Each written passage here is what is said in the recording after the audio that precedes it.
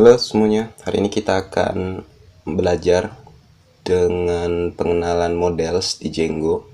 Jadi kemarin kita sudah membuat login, kita sudah membuat dashboard juga di dalamnya. Nah, mungkin hari ini kita akan melanjutkan untuk pengenalan modelsnya. Jadi di dalam Django kita nanti ada isi tabel database-nya teman-teman, yang bisa kita gunakan untuk pegawainya, mungkin untuk operatornya seperti itu. Nah, oke, di sini teman-teman tinggal masuk ke halaman dashboard ya. Kita masuk ke halaman dashboard, atau mungkin teman-teman yang pengen membuat app sendiri dan misalnya app-nya namanya staf pegawai dan di dalamnya bisa juga menggunakan model yang itu. Nah, karena ini buat contoh saja, gimana sih kalau kita buat tabel dan buat kolom, nanti kita akan migrasikan tabel dari kode objek ini ke dalam database kita, ke MySQL. Oke. Nah, langsung saja di sini kita buat namanya itu kelas. Di sini buat contoh saja ya teman-teman. Kita buat kelas, misal nama tabelnya itu pegawai. Nah, seperti ini. Karena di sini aplikasi kita itu nanti akan mengarah ke ASN, yaitu pegawai. Nah, di sini kita bisa ketikkan models.model. Nah, seperti ini. Lalu di bawahnya kita tulis atribut si pegawai. Atribut ini yaitu kolomnya nanti. Mungkin kan kalau pegawai pasti ada nama, pasti ada alamat, dan mungkin di sini ada jenis kelamin. Nah, mungkin kalau pegawai itu kan ada golongannya. Nah, ada golongannya. Mungkin nanti bisa kita tambahkan lagi teman-teman. Ini hanya buat contoh saja. Nama, lalu di sini ketikkan models tipe misalnya Carfield saja. Carfield, lalu di dalamnya kita kasih max length. Nah, anggaplah max length ini kita pukul rata seperti ini, 225. Nah, di sini ada models.carfield. Nah, masukin max length. Oke, 225. Oke. Nah, di sini mungkin bisa kita buat choices-nya. Nah, di atasnya sini kita buat ini. Jenis kelamin. Dan di sini isinya yaitu laki-laki dan perempuan. Laki-laki. Di sini ada perempuan. Oke. Kita lanjutkan. Nah, udah gitu aja. Ini maksudnya laki-laki ya teman-teman. Sini laki-laki, di bawahnya sini baru perempuan. Oke, perempuan. Nah, fungsinya ini biar nanti si kolomnya ini dapat memilih gitu teman-teman. Misalnya ya, di sini kan ada modelsnya itu Carfield. Lalu di dalamnya kita kasih max length. Anggaplah di sini max length-nya sama dengan yang di atas yaitu 225. Lalu di sini kita kasih choices-nya. Nah, fungsinya choices itu biar kalau dia ngisi jenis kelamin dia dapat milih nih, mau laki-laki atau perempuan gitu kan. Kita bisa ketikkan jenis kelamin seperti ini. Nah, di golongan juga sama nih. Di sini kita bisa buat lagi nih untuk choices-nya. Misalnya golongan pegawai. Nah, ini teman-teman jangan tipe ya. Jadi masukin datanya harus di atas, jangan ke bawah. Kalau ke bawah ntar nggak kebaca nih. Nah, di sini juga sama. Kita bisa masukin seperti ini. Nah, kan golongan di pegawai itu kan banyak ya teman-teman. Kita bisa masukin, mungkin di sini ada pembina 1A gitu ya. Kan kalau golongan itu ada pembina 1A sampai 4 kadangnya. Sini kita bisa masukin nih 1A seperti ini. Nah, lalu di sini juga sama pembina 1A. Nah, seperti ini. Nah, mungkin di sini saya copy saja. Copy. Oke. Di sini pembina 2. Nah, seperti ini. Kita copy tapi kita masukin seperti ini. Nah, ini tinggal kita ganti pembina 3. Nah, seperti ini. Ini mungkin penata 2B.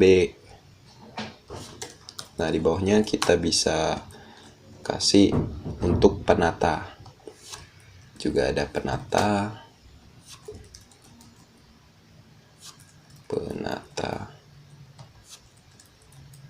Oke, ini penata 1A, ini 2A.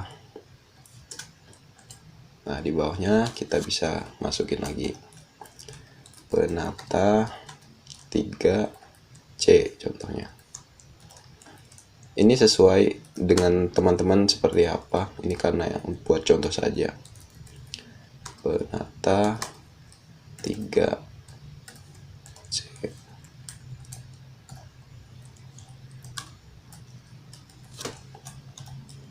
Penata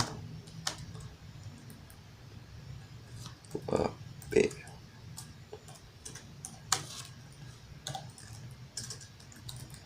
Penata 2B.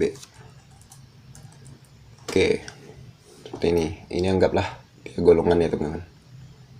Nah, di sini kita bisa masukin models.carfield. Carfield kita masukin max length-nya 225 dengan size-nya golongan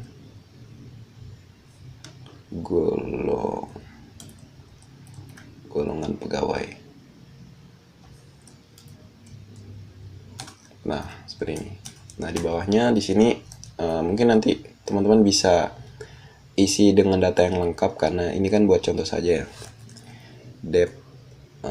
Bukan dev, ini sebenarnya dev self dot dev str self. Nah, seperti ini. Return self dot nama. Nah, oke.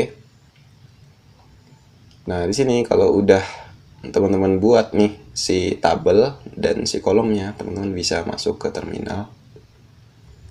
Di sini kita klik Ctrl C dulu. Nah, jadi ini kan objek kode kita, jadi kita bisa buka localhost dulu.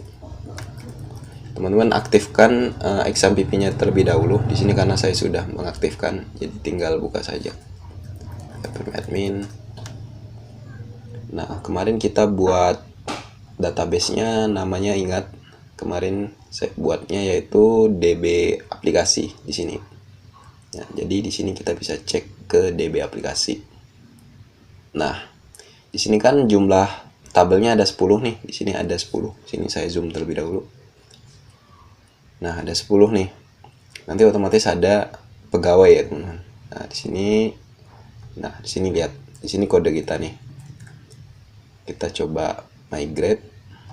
Nah, di sini kita ketikkan Python manage.py migrate. Oke. Nah, di sini kan belum ada nih untuk migrate, hanya ini doang. Nanti dia nambah, teman-teman. Migrate. Oke, ini ada yang salah.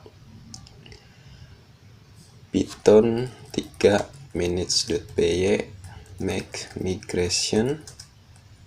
Oke, dia sudah buat.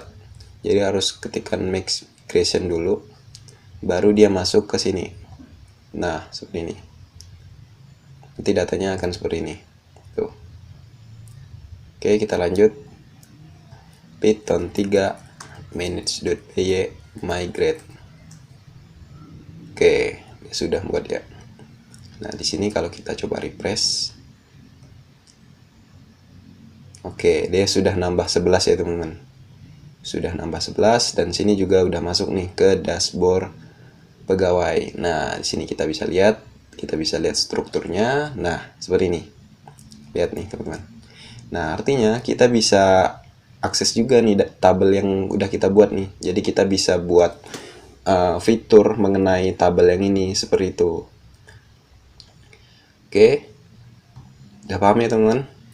Nah, mungkin untuk tutorial kali ini cukup sampai di situ saja, karena di sini saya hanya ingin mencontohkan saja bagaimana caranya kita implementasikan kode models itu ke dalam database kita.